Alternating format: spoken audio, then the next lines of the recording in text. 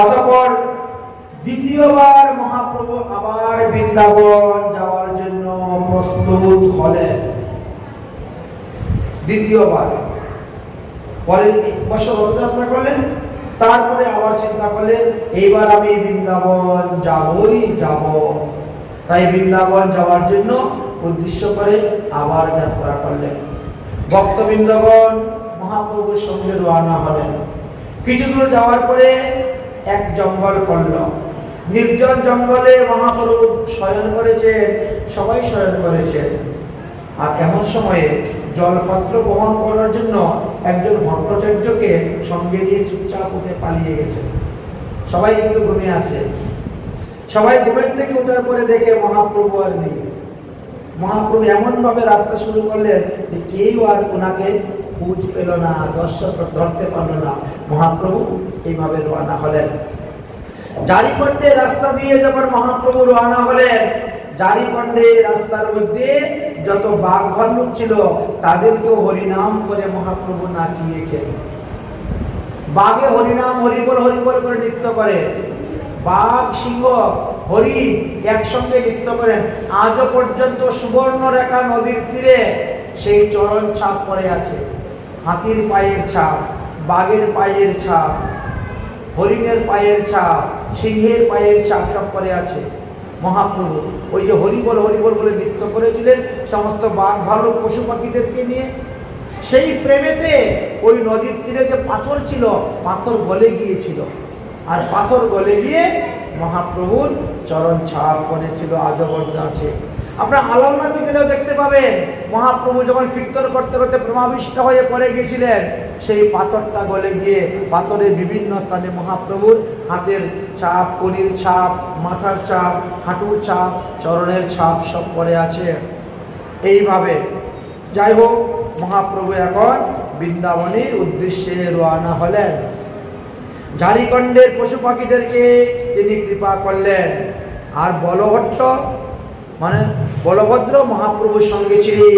তিনি সবকিছু দর্শন করে করে যাচ্ছেন। ধীরে ধীরে ধীরে ধীরে মহাপ্রভু গিয়ে উপস্থিত হয়ে গেলেন কাশীতে। কাশীতে উপস্থিত হওয়ার পর কাশীর যত সন্ন্যাসী ছিল না, তারা মহাপ্রভুর এইসব নর্তন কীর্তন দেখে মহাপ্রভুকে উপহাস করতে শুরু করে দিয়েছে। কারণ তারা বলছে এত সন্ন্যাসীর ধর্ম নয়, এ নবীন সন্ন্যাসী নিজের ধর্ম তো কিছুই জানে না। নবীন সন্ন্যাসী সে নিজের ধর্ম নাকি জানে, সন্ন্যাসী হইয়া করে নর্তন গায়ন, এটা উচিত নয়। ভাবুকের সঙ্গে চলাফেরা করে মহাপ্রভুর নিন্দা করতে শুরু করলেন। কাশীতে ছিলেন তখন 3 জন বৈষ্ণব, তার মধ্যে 2 জন বৈষ্ণবই মহাপ্রভুর অনুগত ছিলেন। ওই বাংলাদেশ শ্রীহট্ট থেকে যিনি এসেছিলেন, আর আরেকজন ছিলেন গৌড়ের প্রাচীন রাজা, যিনি ছিলেন সুবুদ্ধি রায়। আর মহারাষ্ট্রের এক ব্রাহ্মণ ছিলেন। এই 3 জন সেখানে ছিলেন। তো মহাপ্রভুকে দর্শন পেয়ে তারা অতি আনন্দিত হলেন। মহারাষ্ট্রীয় ব্রাহ্মণ মহাপ্রভুকে তিনার ঘরে নিয়ে গেলেন, সেবা যত্নের ব্যবস্থা করলেন। সেখানে মহাপ্রভুকে বললেন যে আপনি একটু কৃপা করুন, এখানে প্রকাশানন্দ সরস্বতী বড় মাৎসর্য পরায়ণ, ইনি সর্বদাই সাধুদের নিন্দা বন্দনা করে।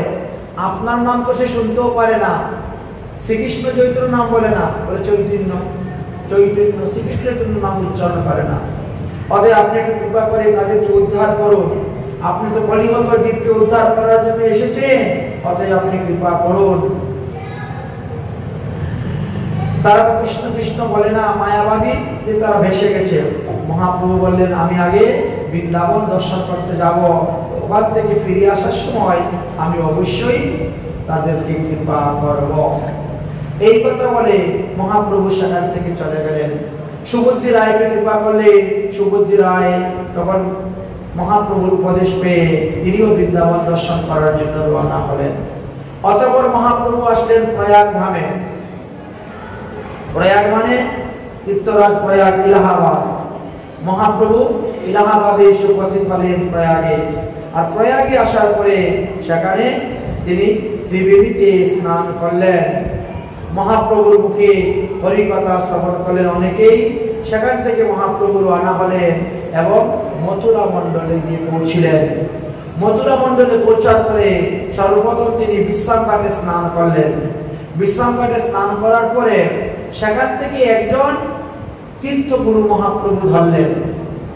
তীর্থগুরু ধরে এবার তিনি তীর্থ ভ্রমণ করতে আরম্ভ করলেন। তো মহাপ্রভু এই 12টা বন 32টি উপবন সমস্ত দর্শন করলেন। দর্শন করে ভ্রমণ করতে করতে তিনি আসলেন এবার আরিড গ্রামে। আরিড গ্রামে আসার পরে গিরিরাজ গোবর্ধন পরিক্রমা করে বলছেন রাধাকুণ্ড কোথায়, শ্যামকুণ্ড কোথায়?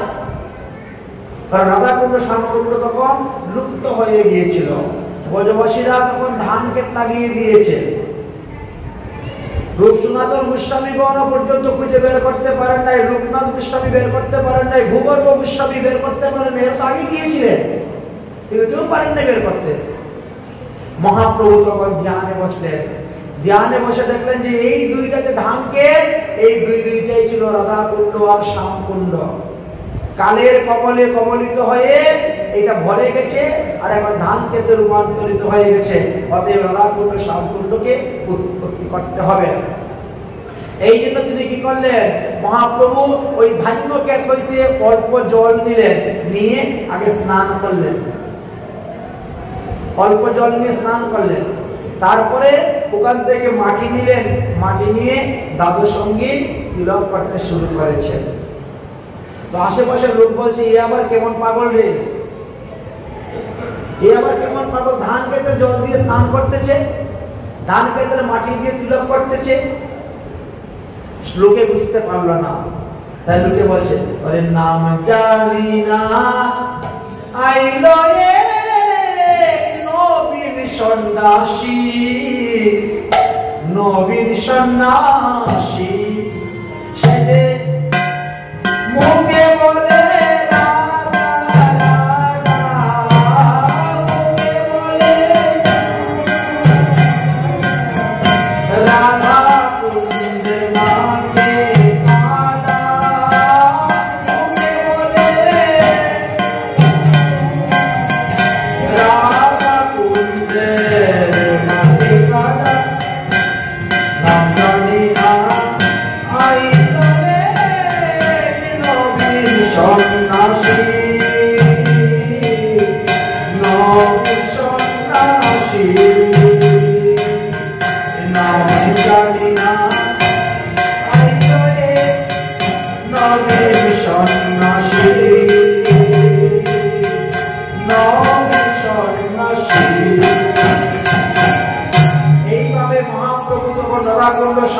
আবিষ্কার করলেন।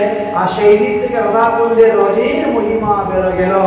তারপর থেকে আর কেউ গোপীচন্দন দিয়ে তিলক করে না, সবাই রাধাকুণ্ডের রস দিয়ে তিলক করিয়া থাকে। অতঃপর মহাপ্রভু গিরিরাজ গোবর্ধন দর্শন করতে গেলেন, ব্রহ্মকুণ্ডে স্নান করলেন, মানসী গঙ্গায় স্নান করলেন, হরিদেব দর্শন করলেন। অতঃপর মহাপ্রভু গাঠুলি গ্রামেতে গেলেন আর সেখানে গিয়ে গোপাল দর্শন করলেন।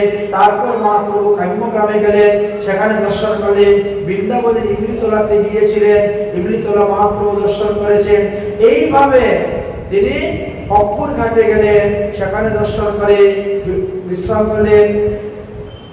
এইভাবে 84 কোষ ব্রজমণ্ডল মহাপ্রভু দর্শন করলেন।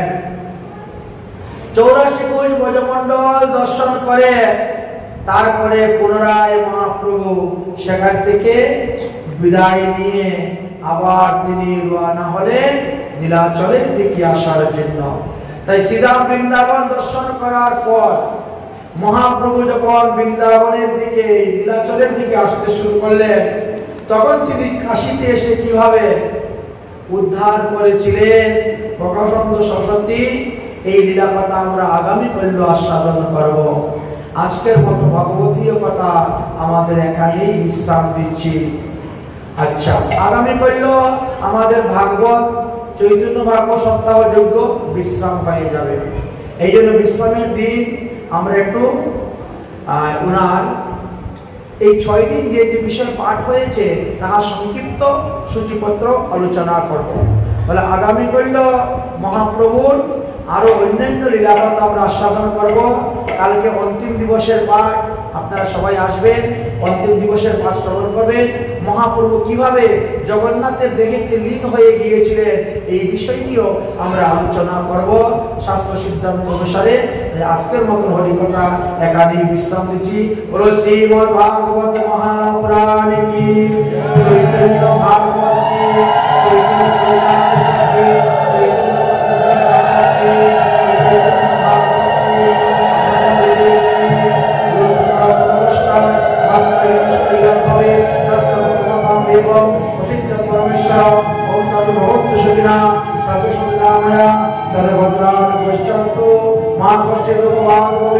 ओम शांति ओम शांति ओम शांति।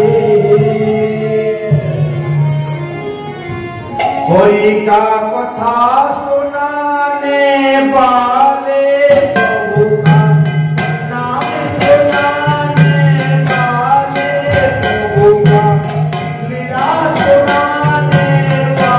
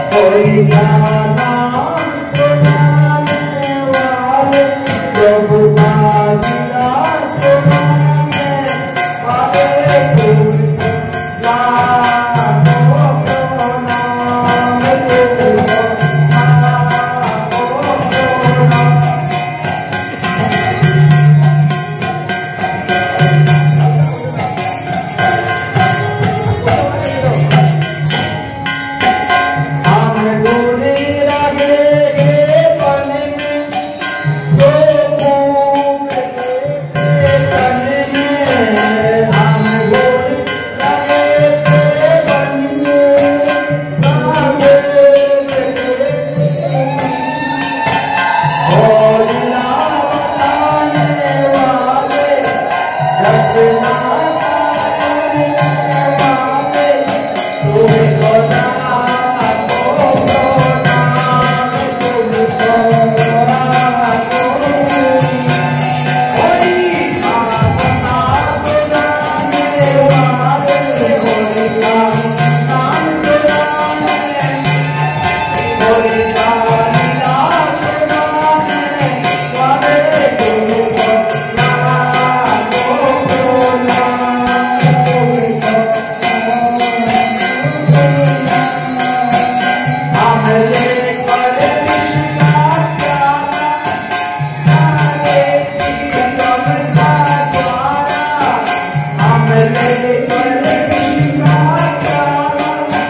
Jai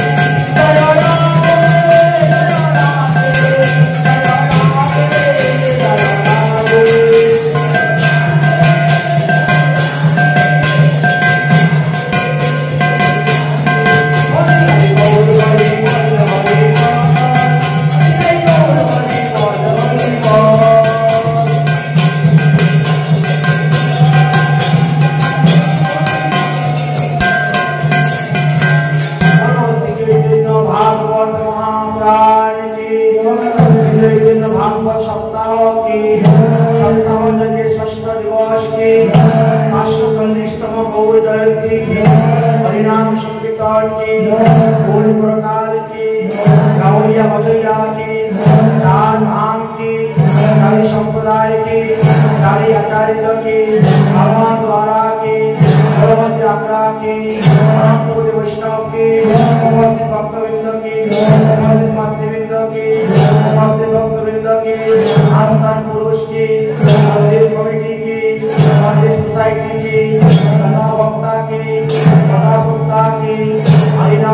বৃন্দাবনকে বৈকুণ্ঠকে আজকের আনন্দকে জয় জয় শ্রীরাম।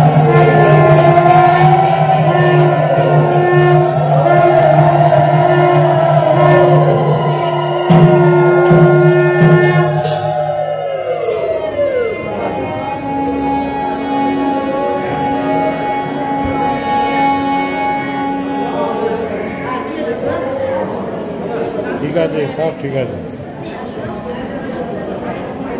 আজকে গরমও পড়ে গেল, পরীক্ষা আছে।